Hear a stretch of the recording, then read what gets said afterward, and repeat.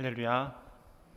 주님 주시는 은혜와 평강이 여러분의 삶과 가정 가운데 날마다 함께 하시기를 주님의 이름으로 축원을 드립니다.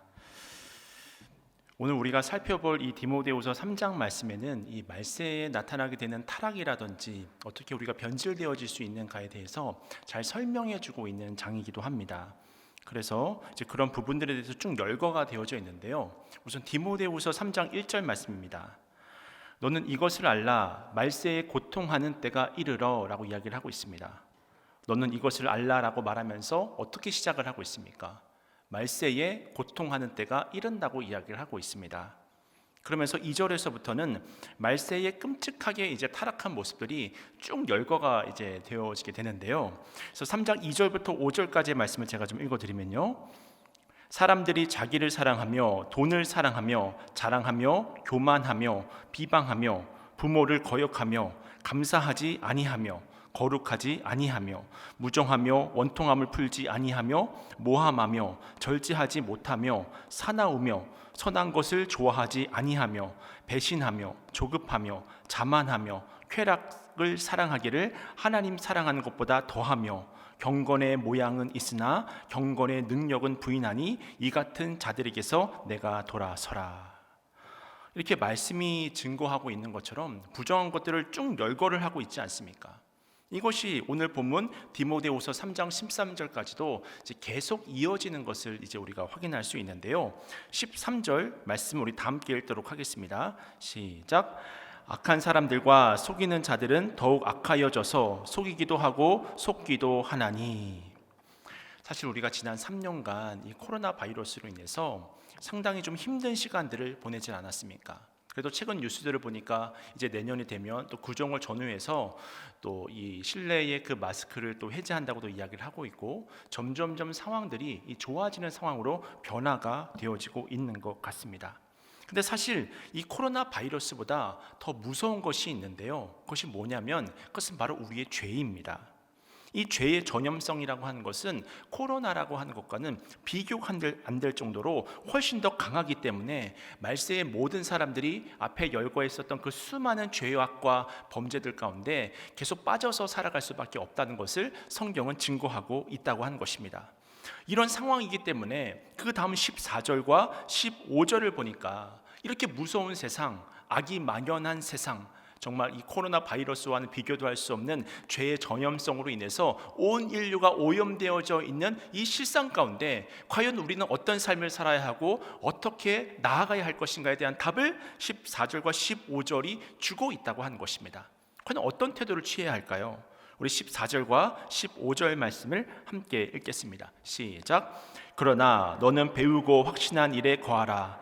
너는 내가 누구에게서 배운 것을 알며 또 어려서부터 성경을 알았나니 성경은 능히 너로 하여금 그리스도 예수 안에 있는 믿음으로 말미암아 구원에 이르는 지혜가 있게 하느니라. 아멘. 이처럼 말세를 맞으면 악이 만연해지고 이것들이 바이러스처럼 여기저기 이제 퍼져나가게 되어지는데 이때 우리가 죄악 가운데 오염되지 않고 우리 스스로의 신앙을 지키고 우리 스스로의 믿음을 지키고 우리 스스로의 거룩함을 지키기 위해서 꼭 필요한 것이 무엇이냐면 바로 하나님의 말씀을 배우고 확신한 일에 거하는 삶을 살아가라고 하는 것입니다. 이것이 바로 이 세상을 이길 수 있는 지혜로운 삶이 된다고 하는 것입니다.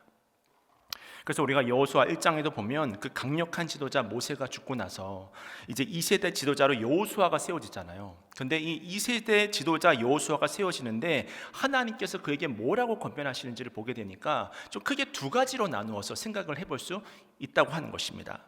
첫째는 강하고 담대하라는 거예요. 하나님을 바라보라고 하는 것입니다.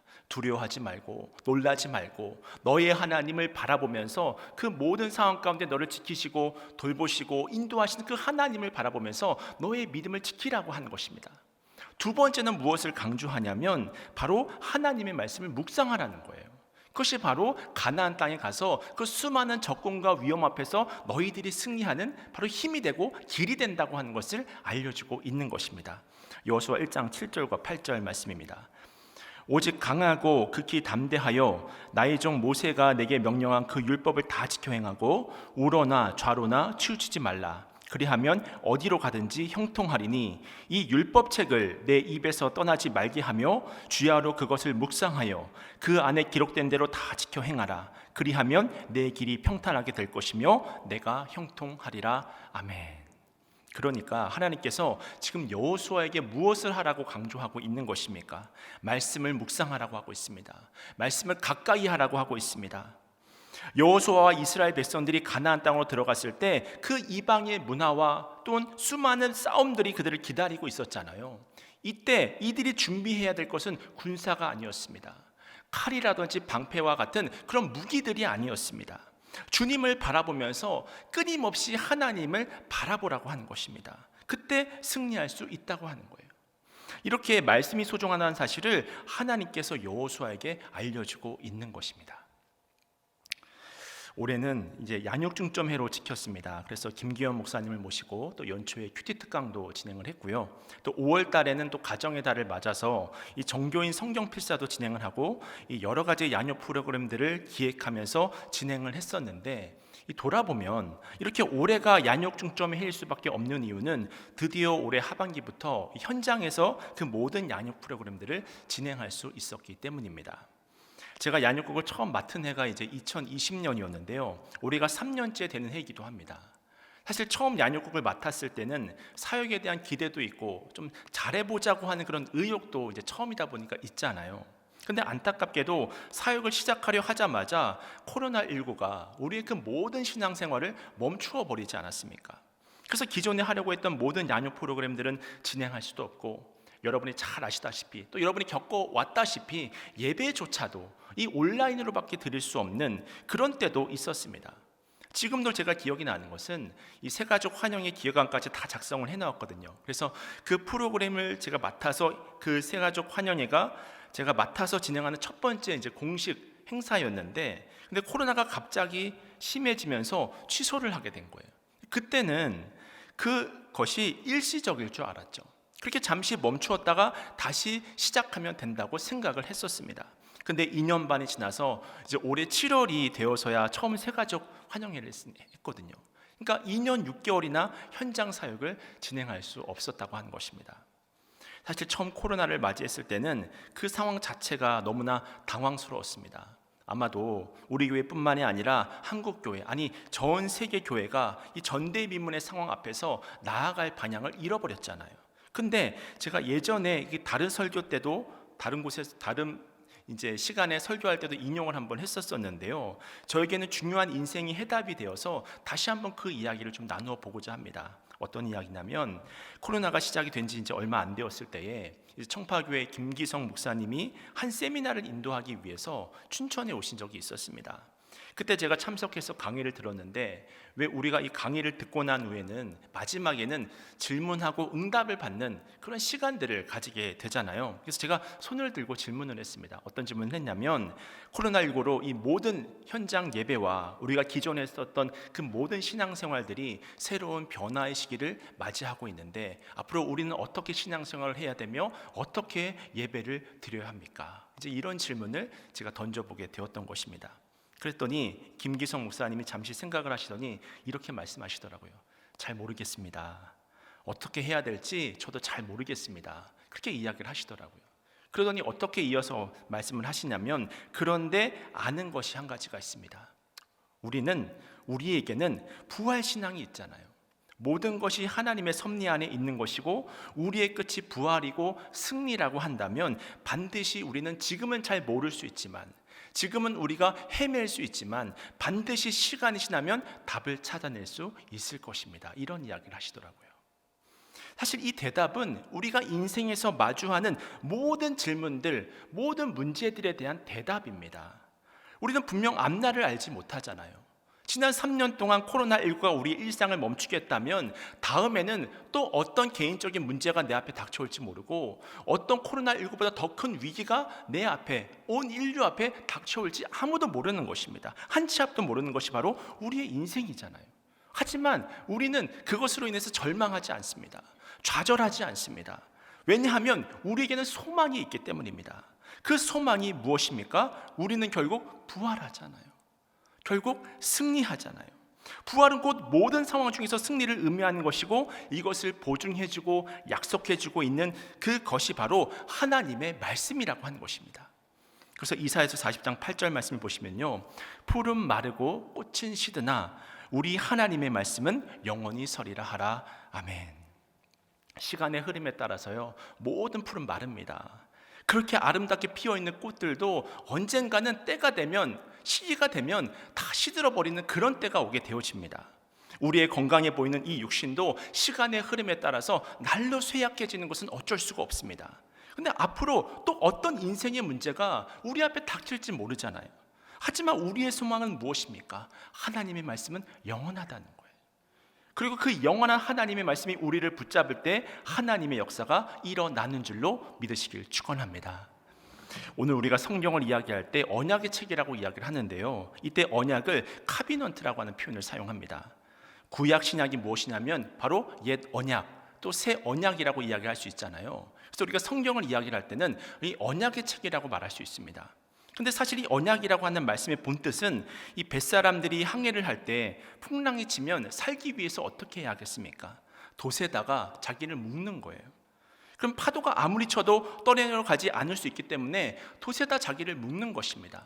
이것은 순령된 백사공이든지 초보 백사공이든지 상관없이 풍랑을 만났을 때는 초보나 경륜자나 전혀 상관이 없는 거잖아요. 그러니까 돛에다가 자기를 묶는 거죠.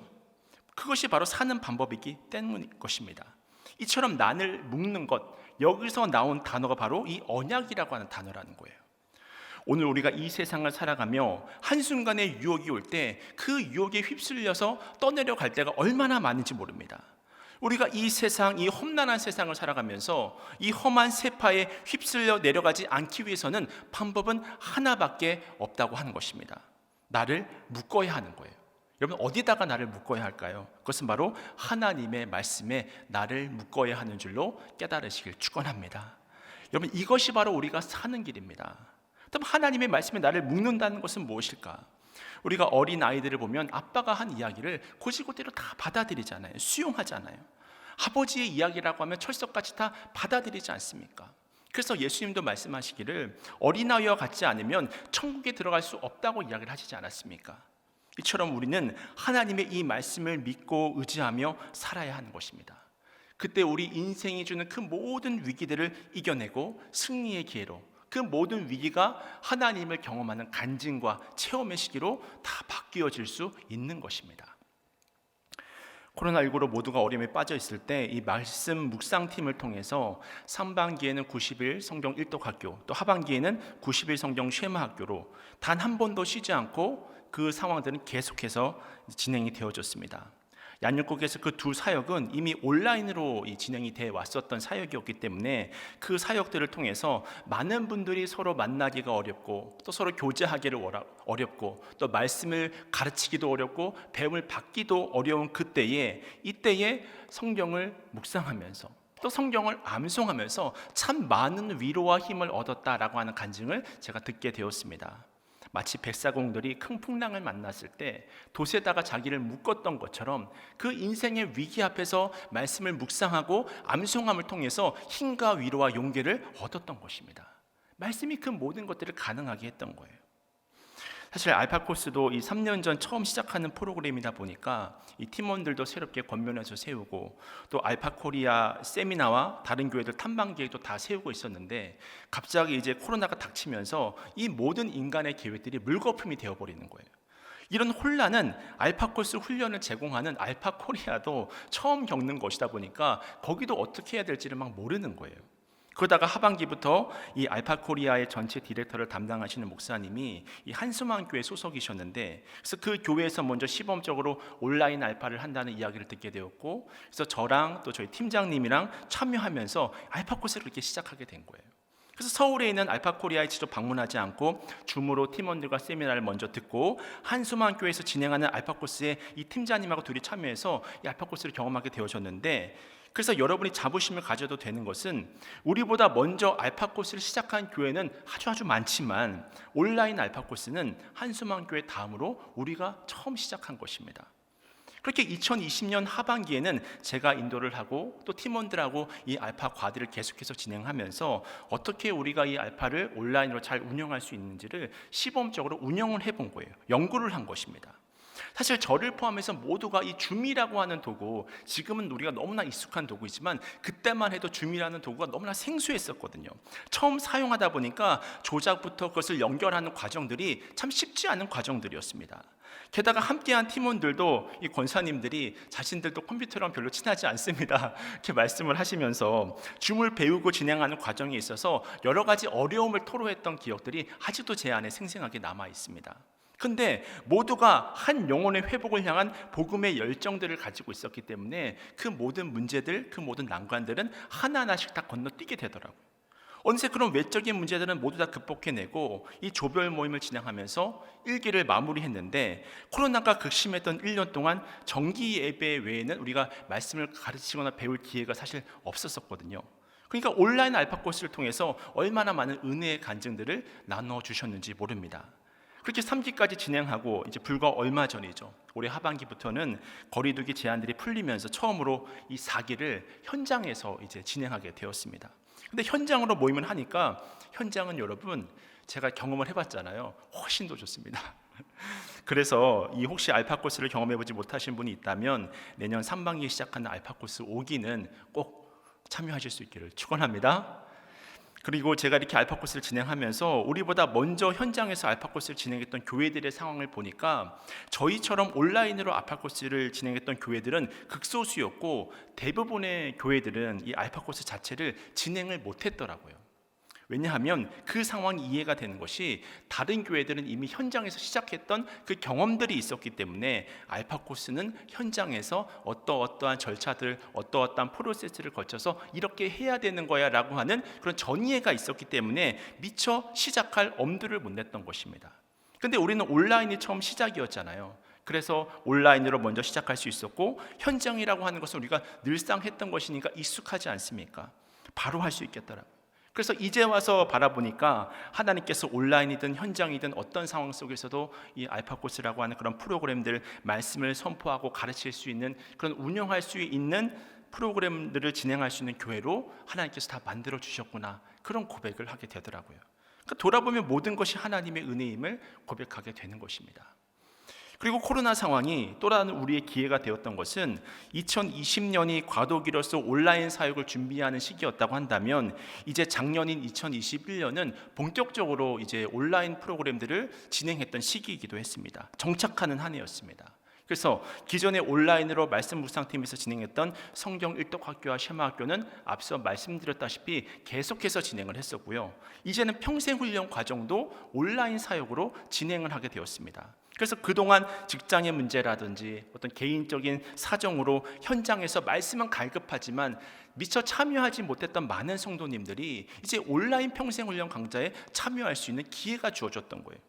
사실 온라인의 장점이 장소의 구애를 받지 않고 또 횟수의 구분이 없이 반복해서 들을 수 있는 것이지 않습니까? 그래서 어떤 분들은 한 강의를 여러 번 들으셨다는 분도 계셨고요. 또 현장에서 진행할 때보다 훨씬 더 많은 인원이 온라인 강의에 참여해서 말씀의 은혜를 공급받게 되는 것을 우리가 보게 되었습니다. 그래서 올해 하반기에는 온라인 세 강좌, 또 현장 세 강좌, 이렇게 더 폭넓은 방식으로 양육 훈련을 진행할 수 있게 되었던 것이죠. 아마 코로나가 없었다고 한다면 이 아마라고 하는 것은 사실 좀 적절치 못한 단어일 수도 있지만 아마 아직도 현장 강좌만 있지 않았을까, 그렇게 생각을 합니다. 그러니까 이것도 돌아보면 하나님의 은혜인 거예요. 온라인이라고 하는 새로운 통로가 열릴 수 있었던 기회가 되었던 것입니다. 새가족 사역은 코로나로 인해서 계획했었던 환영회도 진행하지 못하고 이 현장 새가족 교육도 좀 어려워지면서 온라인 교육으로 진행하게 되었습니다. 그래서 이 새가족 위원들이 인원을 나누어서 이 한 명씩 주차별 동영상 강의를 보내주면서 출석을 좀 관리해주고 1대1로 좀 멘토링을 해서 이 훈련을 받을 수 있도록 그렇게 변경해서 새가족들을 섬겼습니다. 그런데 이 생각보다 길어진 코로나19의 불확실성으로 사회적 거리두기와 또 인원 제한이 또 계속되어서 2년 동안은 현장에서 새가족 교육을 진행할 수가 없었던 거예요. 그러다 거리두기 제한이 풀리면서 이제는 올해부터 새가족 교육을 다시 현장에서 재개하게 되었습니다. 더불어 온라인 교육도 때에 맞게 활용해서 제때 교육을 마치 못하는 이 불평함이 없도록 병행해서 사용할 수 있게 되었습니다. 그러다 보니까 현장 교육으로 진행했을 때에 이 부족한 부분을 오히려 이 온라인 교육을 통해서 부족한 부분들을 메우게 되더라고요. 그러니까 새가족 교육을 받지 못하셨던 분들의 이 사각지대가 사라지는 것을, 또 많은 부분들이 사라지는 것을 볼 수 있었습니다. 이렇게 이전보다 더욱 온전한 모습으로 하나님께서 바꾸어 가셨던 것입니다. 이것도 코로나로 어려움을 겪을 때는 몰랐는데 그 과정을 지나고 보니까 모든 것이 하나님의 은혜밖에 없음을 다시 한번 고백을 하게 되는 것이죠. 그러다 이제 지난 7월부터 새가족 환영회도 하나님의 은혜로 2년 반 만에 현장에서 재개해서 새가족들을 축복하는 그런 사역들을 계속해서 감당하고 있습니다. 1:1 제자양육 산육은 코로나 발생 첫 해인 2020년에는 거의 진행할 수가 없었습니다. 1:1 자체가 이 밀접 접촉으로 가능한 사역인데 워낙 그때는 이 바이러스에 대한 공포가 심했던 때였잖아요. 마치 걸리면 모두가 다 죽는 것처럼 알았던 그런 공포가 극심했었던 때였기 때문에 만남 자체가 어려웠습니다. 그러다가 2021년부터 조금씩 상황에 따라서 진행하기 시작했고, 이제 올해부터는 거리두기가 많이 조정이 되어져서 3반기에는 또 20명, 또 하반기에는 15명 이렇게 수료를 하게 되었는데요. 그리고 8주간의 과정들을 수료하게 되면 이제 은사 설문팀을 통해서 자신의 은사를 확인하고 또 다른 섬김의 자리로 나아가게 됩니다. 이런 일들을 지금 양육국에서 진행을 하고 있고요. 그리고 가정사역팀이 있는데 사실 가정사역도 코로나로 인해서 2년 동안 진행하지 못했습니다. 그래서 3반기 때 모임을 진행하려고 했다가 또 코로나가 심해져서 이제 하반기가 되어서 이제 모임을 시작할 수 있었는데, 이 가정사역도 제가 여러모로 피드백을 해보니까 이 메리지 코스라고 하는 프로그램들을 통해서 8가정이 시청하셨는데 이 부부간의 신뢰를 회복하고 더욱 건강한 부부 생활을 하게 되었다고 하는 그런 고백도 듣게 되었습니다.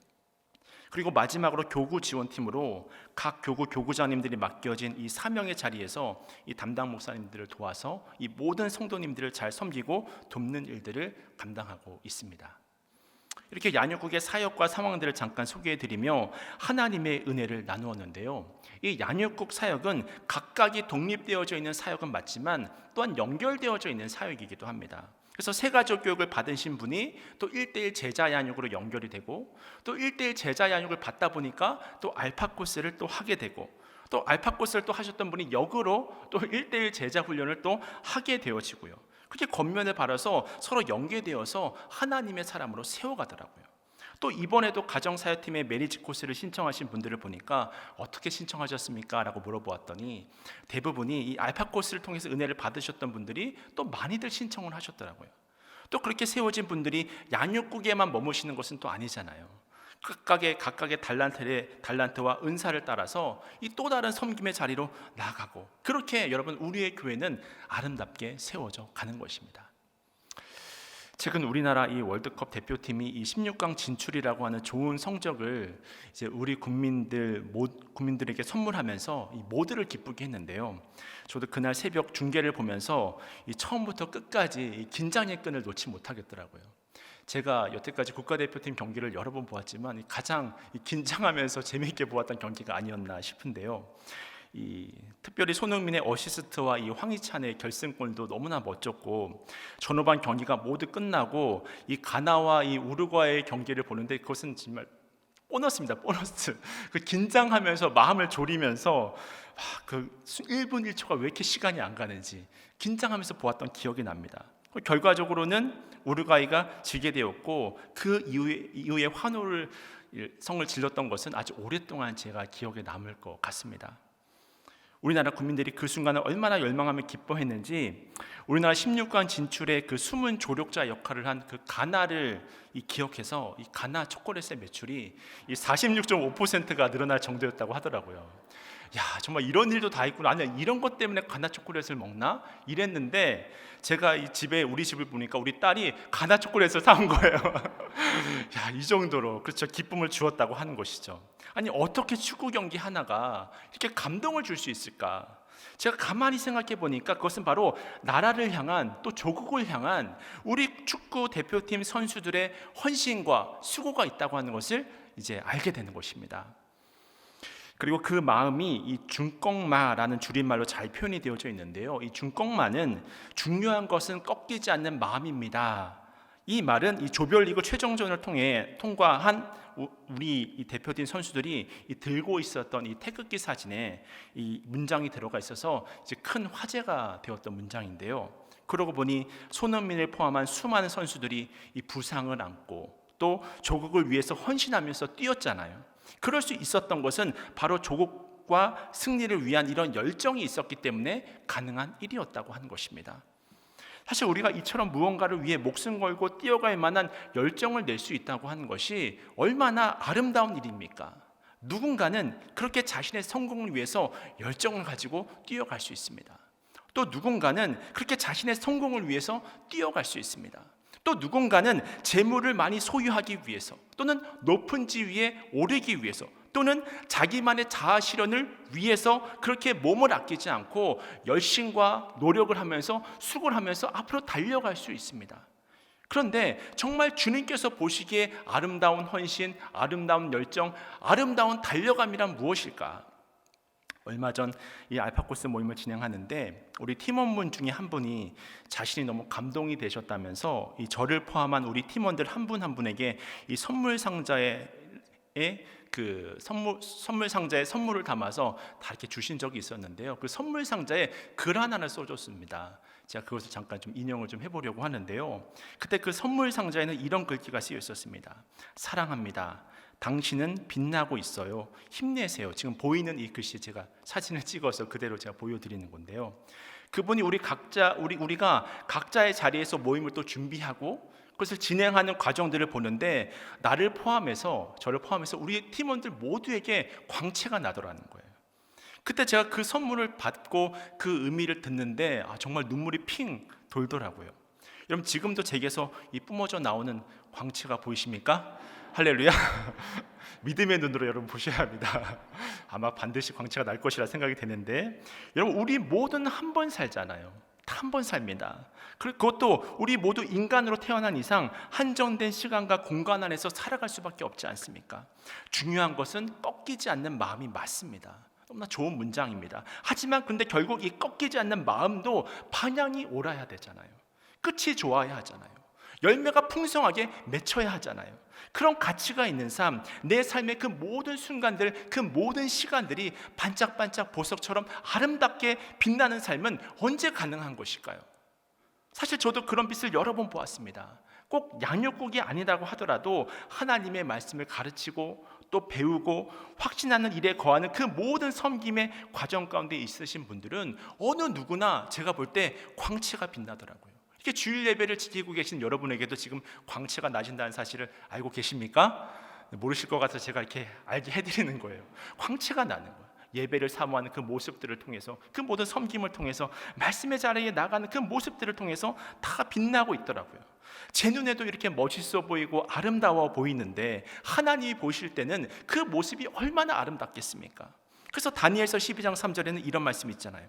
다니엘서 12장 3절 말씀입니다. 지혜 있는 자는 궁창의 빛과 같이 빛날 것이요 많은 사람을 옳은 대로 돌아오게 한 자는 별과 같이 영원토록 빛나리라. 아멘. 결국 하나님의 그 복음을 전하고 그 복음을 통해 한 영혼이 주님의 그 완전한 제자로 변화될 수 있다면 그것만큼 아름답고 멋있는 삶이라고 하는 것은 없는 것입니다. 그래서 저는 수련 목회자 시절에 이 3년 동안 우리 교회에서 드림교회를 맡아서 사역을 했었는데 그때 3년 동안 표가 동일했었거든요. 그때 표가 뭐였냐면 한 영혼을 주님의 완전한 제자로 변화시키는 교회였습니다. 여러분 이것이 우리의 사명입니다. 이것이 배우고 확신한 일에 거하는 삶인 거예요. 이 일을 위해서 우리는 달려가는 것입니다. 그래서 사도 바울의 다음과 같은 고백들을 저는 참 좋아합니다. 그래서 내 마음의 열정이 식어지고 내 마음에 정말 근심이 있을 때는 이런 말씀들을 보면서 다시 한번 열정을 회복시키는 거예요. 사도행전 20장 24절 말씀입니다. 내가 달려갈 길과 주 예수께 받은 사명 곧 하나님의 은혜의 복음을 증언하는 일을 마치려 하면은 나의 생명조차 조금도 귀한 것으로 여기지 아니하노라. 아멘. 또한 빌립보서 3장 14절 말씀입니다. 표대를 향하여 그리스도 예수 안에서 하나님이 위에서 부르신 부름의 상을 위하여 달려가노라. 아멘. 표대를 향하여 달려가노라. 이것이 바로 사도 바울의 사명이었습니다. 그리고 이 사명에 순종한 모습이 바로 사도 바울의 삶이었습니다. 그리고 이러한 바울의 삶은 우리 모든 믿는 자들이 따라가야 할 최종 목표라고 하는 거예요. 바라기는 양육 중점회는 올해로 끝나지만 다가오는 새해에는 하나님의 말씀을 배우고 확신하는 일에 더욱 거하실 수 있는 여러분 모두가 되시길 축원합니다. 그리고 여기서 멈추지 마시고 여러분에게 맡겨진 그 한 영혼을 주님의 완전한 제자로 변화시키는 이 귀한 사명에 동참하시길 바랍니다. 그래서 영원토록 빛나는 별과 같은 인생, 정말 반짝반짝 보석처럼 빛나는 내게 주어진 그 한정된 시간들이 보석처럼 반짝반짝 빛나는 시간들로 가득 채워진다고 한다면 그것만큼 여러분 가치 있는 인생이 어디 있겠습니까? 세상은 주목하지 않았을지 모르지만 하나님이 주목하고 빛난다고 말씀하셨던 그 길을 바울이 표대를 향해서 달려갔습니다. 예수 그리스도를 향해서 적당히 이 뒷짐지면서 그렇게 걸어간 것이 아니라 달려가고 뛰어갔습니다. 전심전력으로. 그리고 수많은 우리의 믿음의 선배들이 그렇게 달려갔습니다. 이제는 우리 모두가 예수 그리스도라고 하는 그 표대를 향해 한 마음으로 달려가 하나님의 기쁨이 되는 교회를 함께 만들어 갈 수 있기를 주님의 이름으로 축원을 드리겠습니다.